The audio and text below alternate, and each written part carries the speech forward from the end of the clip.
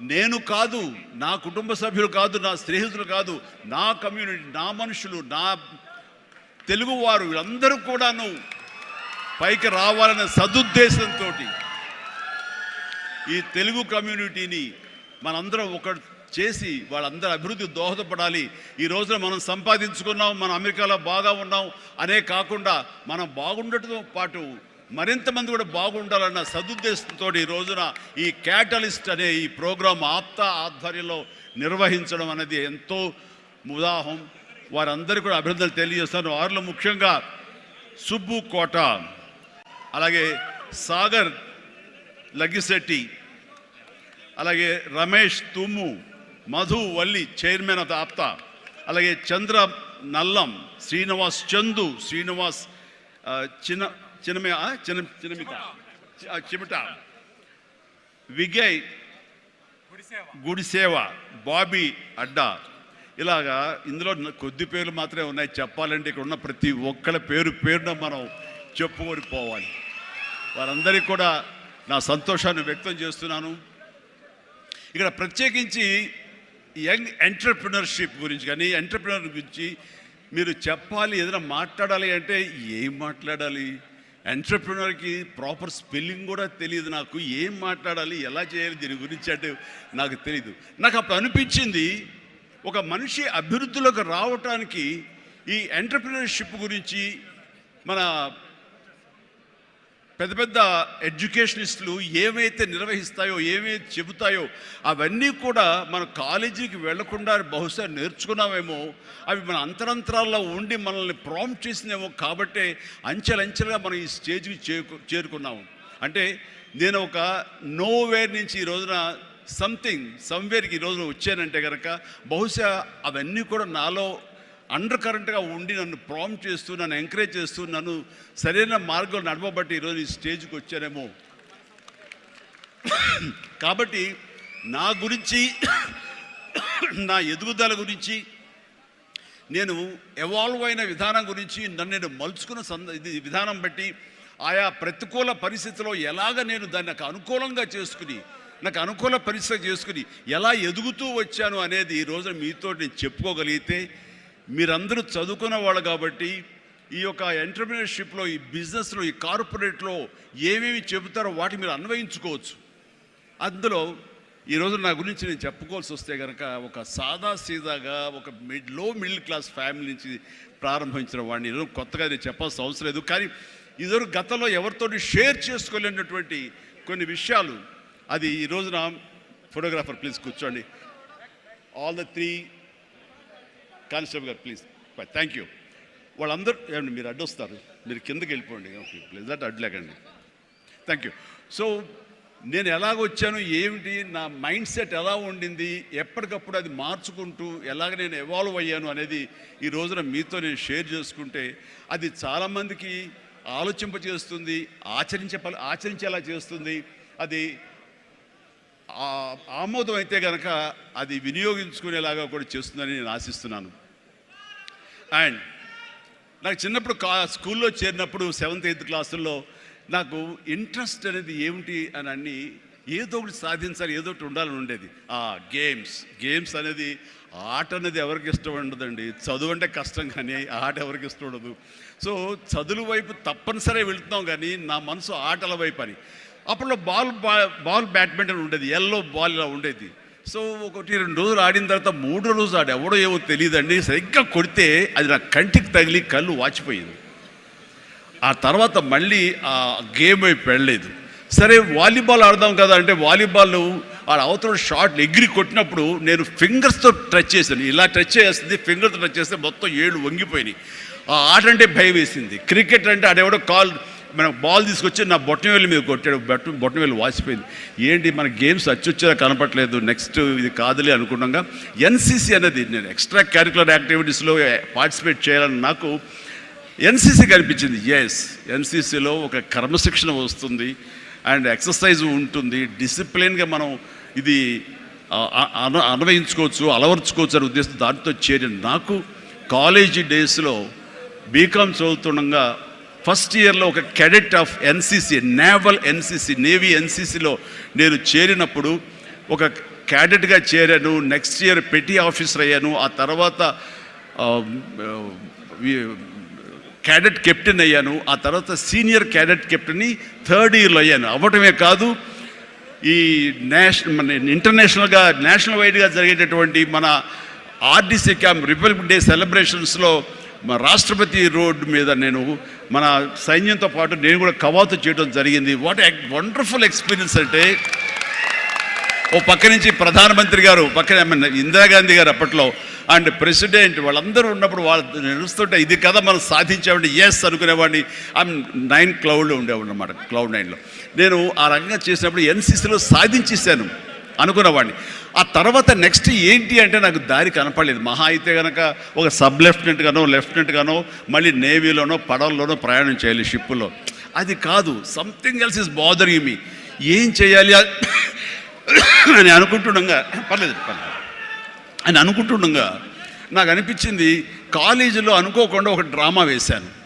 ఆ డ్రామా పేరు రాజీనామాలో నాకు బెస్ట్ యాక్టర్ వచ్చేసింది. వెంటనే ఆ ఫోటోగ్రాఫ్ ప్రింట్ చేసి మా కాలేజీ మ్యాగజైన్లో వేసిస్తారు.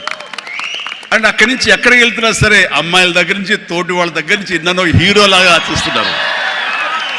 చూస్తుంటే అబ్బా రాత్రి డ్రామా చూసాము, ఆ చైర్మన్ పాత్రలు అదరగొట్టేసాము, చాలా బాగుంది అంటుంటే అప్పటిదాకా ఎవరు నన్ను అలాగ చూడని వాళ్ళు ప్రతి ఒక్కరి నడుచుకుంటూ వెళ్తుంటే, సైకిల్ మీద వెళ్తుంటే నన్ను అలాగ చూస్తారు.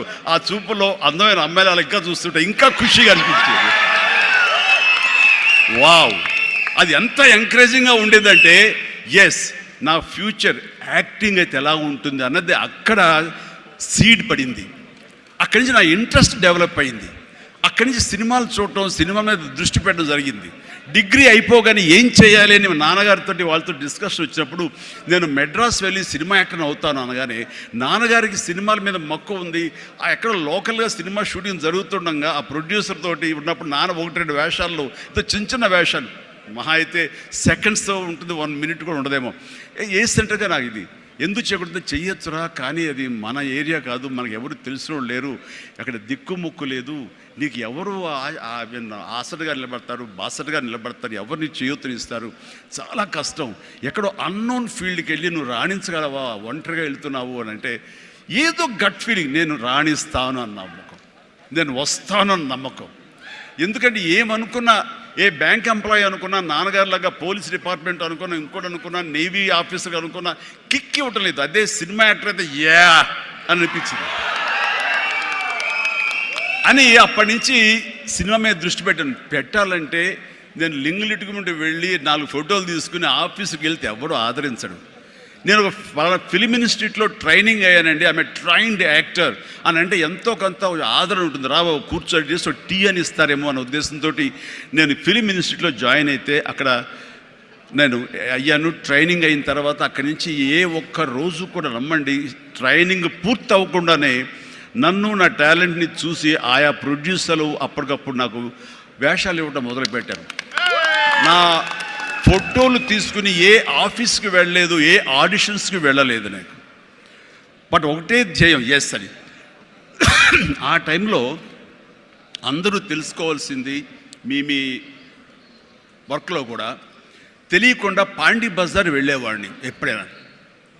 అక్కడ వెస్టర్న్ ఇంట్రెస్ట్ నుండి డిస్గస్టెడ్ పీపుల్, ఫ్రస్ట్రేటెడ్ పీపుల్ అక్కడ ఉండి కాఫీలు టీలు తాగేవాళ్ళు. నేను అక్కడికి వెళ్ళేవాడిని, కొంతమంది కలిసి ఏంటి కొత్తగా వచ్చావా, ఏం చేస్తున్నావు, సినిమాల వేషం ట్రై చేస్తానని, ఇంకా ఇన్స్టిట్యూట్లో ట్రైనింగ్ అవుతున్నాను. ఆహా అబ్బో రైట్ రారా, వీడు చూడు ఎంత అందంగా ఉన్నాడో, కొట్టేరు లాంటి ముక్కు, మంచి ఇది వచ్చేస్తూ, వీడికే దిక్కు ముక్కు లేదు, సోసోగా కనిపించే నీకేంటయ్యా, ఇదో ఇక్కడ అక్కు ఆశ పెట్టుకోకు, ఇక్కడున్న ప్రతి ఒక్కళ్ళు కూడా సినిమాల్లో ఏదో ప్రయత్నం చేసిన వాళ్ళే, ఇక్కడ నా అనేవాళ్ళు ఎవరు లేకపోతే నువ్వు రాణించలేవు అని చెప్పినప్పుడు చాలా డిసప్పాయింట్ అయిపోయేవాడిని, సల్క్ అయిపోయేవాడిని, కుంగిపోయేవాడిని. అలాగే రూమ్కి వెళ్ళేవాడిని, ఆ రోజంతా నిద్ర పట్టేది కాదు, నిజమా అనేది. నేను ఏదైతే ఆశలు ఏదైతే మనసులో పెట్టుకుని నేను అవుతాను నమ్మకం ఉందో ఆ నమ్మకం సడిలిపోయేది, బ్రేక్ అయిపోయేది, కూలిపోయేది. అప్పుడు నేను ఒక్కడనే, నాకు ఆంజనేయ స్వామి ఒక్కడే నాకు ఉండేవాడు. ఆయన దగ్గరికి వెళ్ళి ఆయన ప్రార్థించున్నాను, ఆయనతోటే నేను కాన్వర్స్ చేసేవాడిని, ఆయనతోటే సంభాషించేవాడిని, ఆయనతోటి నేను ఏది మాట్లాడినా సరే ఆయన నాకు బదులు చెప్తున్నట్టుగా అనిపించేది. దీన్ని ఎవరు వెళ్ళమన్నారా అక్కడికి? నెగిటివిటీ ఫీల్డ్లోకి. నీకు పాజిటివ్ కావాలి. ఎక్కడైతే నీకు పాజిటివిటీ ఉంటుందో నీ పాజిటివ్ ఫీలింగ్ని, నీ ఎయిమ్ని అది ఎన్హాన్స్ చేస్తుంది, స్ట్రెంగ్తన్ చేస్తుంది. అక్కడికి వెళ్ళు. అది గట్టి పడేంత వరకు, నీకు అవకాశాలు వచ్చేంత వరకు, నువ్వు రాణించేంత వరకు నెగిటివిటీని అస్సలు దగ్గర తీసుకోకు. ఫ్రస్ట్రేటెడ్ పీపుల్స్ సమక్షంలో వెళ్ళకు. నీ మీద నమ్మకం పెట్టుకో అని ఆ భగవంతుడు నాకు చెప్పాడు. ఏ పర్సనాలిటీ డెవలప్మెంట్స్ కానీ, ఏ మన బిజినెస్ మేనేజ్మెంట్లో కానీ ఏ బుక్స్ నాకు ఏమీ తెలియదు, అది స్పెల్లింగ్ కూడా తెలియదు నాకు. ఆయన చెప్పినప్పుడు ఇంట్యూషన్, అది నా అంతరాత్మే నాకు ప్రబోధించిందా, లేకపోతే బయట నుంచి ఆ భగవంతుడే చెప్పాడా, అది నేను అది నిర్వచించను. కానీ ఇక మీద అటు వెళ్ళకూడదు అని అనుకున్నాను. ఎప్పుడు ఇంతవరకు మళ్ళీ ఆ నెగిటివిటీ వైపు, వాళ్ళ ఫ్రస్ట్రేటెడ్ పీపుల్ ఎప్పుడు ఎంటర్టైన్ చేయలేదు నేను.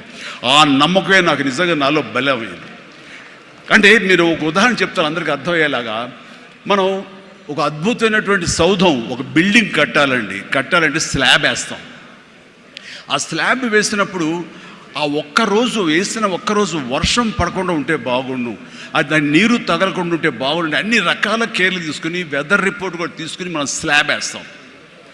ఆ స్లాబ్ వేసిన 24 hours తర్వాత దాన్ని నీరు పడితే గనక లోపల మొత్తం అది పాడైపోతుంది.